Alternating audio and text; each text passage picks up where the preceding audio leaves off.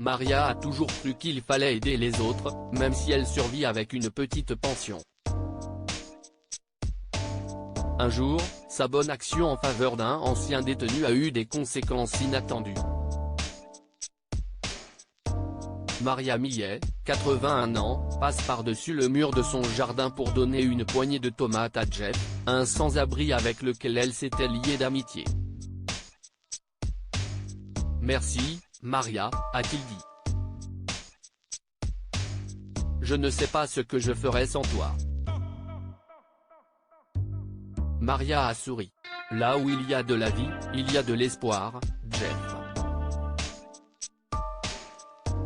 Je suis sûr qu'il y aura toujours des gens assez gentils pour aider les autres. J'espère que tu as raison. Jeff a fait un signe d'au revoir et est parti. Quelques minutes plus tard, la fille de Maria, Anna, et sa petite fille, Sophia, se sont arrêtées dans l'allée de sa petite maison. « Coucou, maman », a crié Anna. « Je serai de retour pour récupérer Sophia à 5 heures. » Maria lui fait un signe de la main. Sophia a sauté de la voiture et a couru pour serrer sa grand-mère dans ses bras. Anna a fait marche arrière pour sortir de l'allée. Sa vieille voiture a cliqueté et grogné en s'éloignant. « J'ai quelque chose pour toi », a dit Maria en guidant Sophia vers la maison. Ce n'est pas forcément un cadeau, mais plutôt quelque chose qui te sera utile. La petite fille lui a souri avec enthousiasme. Elles sont entrées dans la maison, contournant avec précaution les planches cassées près de la porte d'entrée. «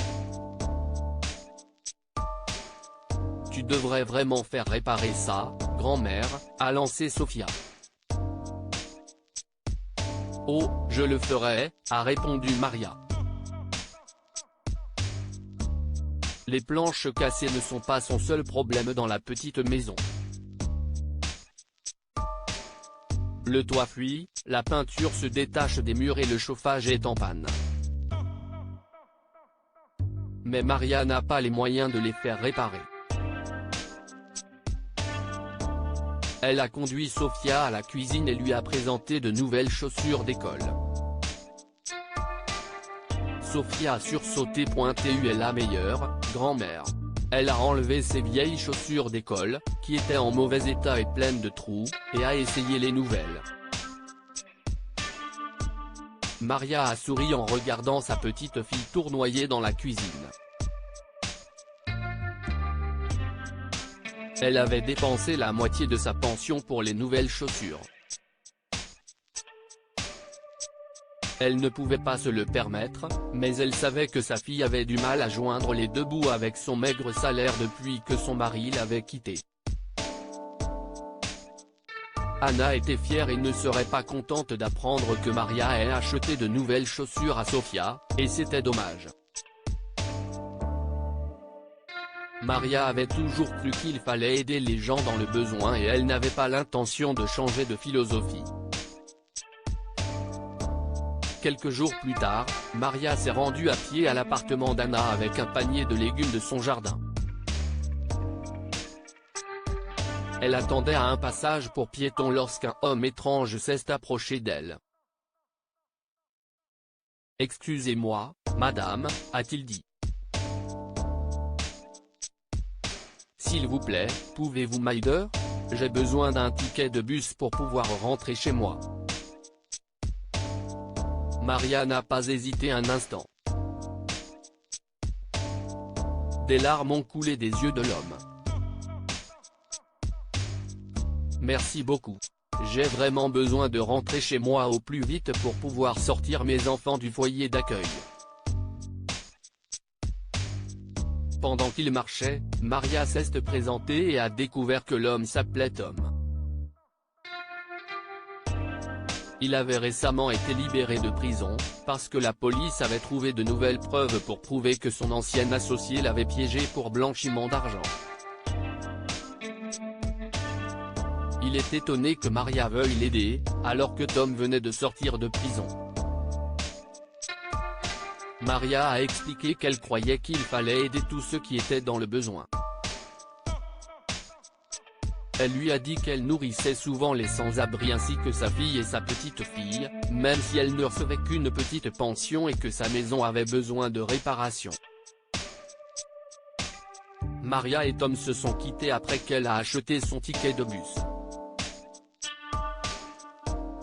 Elle ne s'attendait plus à le revoir, aussi fut-elle stupéfaite lorsque son visage apparut à sa fenêtre le jour suivant.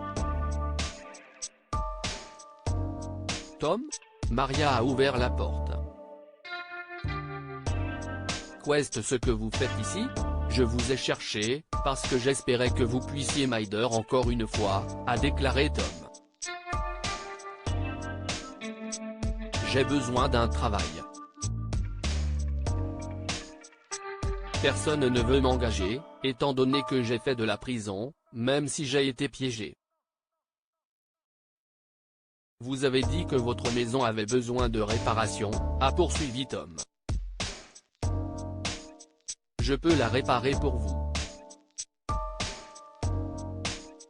Je dirigeais une entreprise de construction, mais j'ai d'abord suivi une formation d'ouvrier du bâtiment. Je ne vous demanderai pas grand-chose, Maria.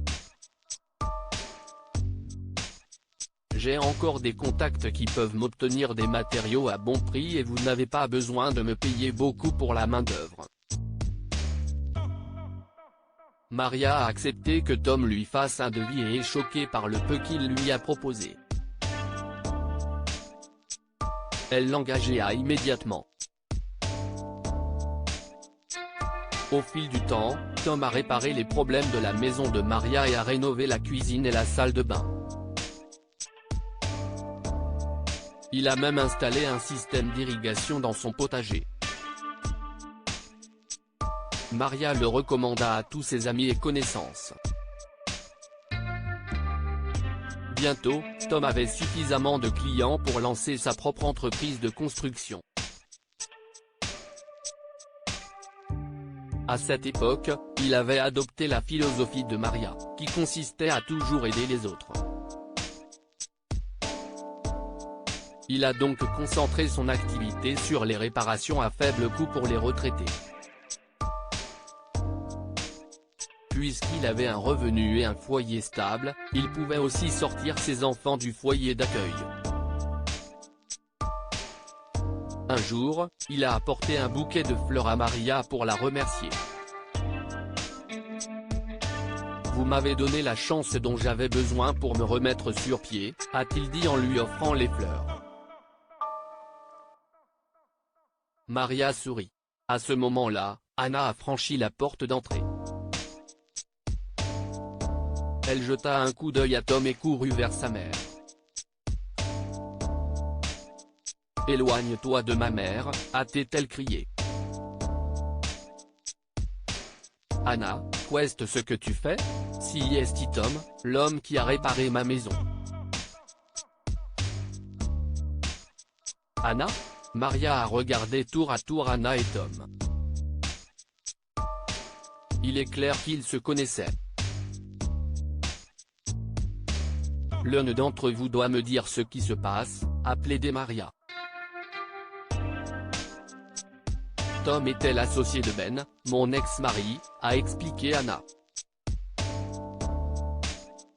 Si est un criminel qui utilisait l'entreprise pour blanchir de l'argent. S'il n'avait pas été là, la police n'aurait pas fermé l'entreprise et je serais encore heureuse en ménage. Anna a refusé de croire Tom. Elle est partie, mais quelques jours plus tard, elle a dit à Maria qu'elle avait découvert que Tom disait la vérité.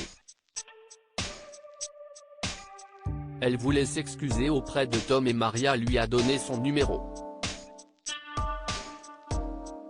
Anna et Tom sont devenus amis. Quelques années plus tard, ils ont annoncé qu'il allait se marier. Que pouvons-nous apprendre de cette histoire? Ne soyez pas trop prompt à juger.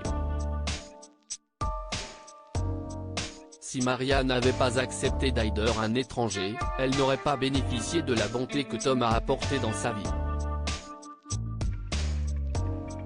Vous encouragez les autres à faire de même lorsque vous êtes gentil. En donnant le bon exemple, nous pouvons tous faire en sorte que la bienveillance fleurisse dans notre communauté. Partagez cette histoire avec vos amis. Elle pourrait égayer leur journée et les inspirer.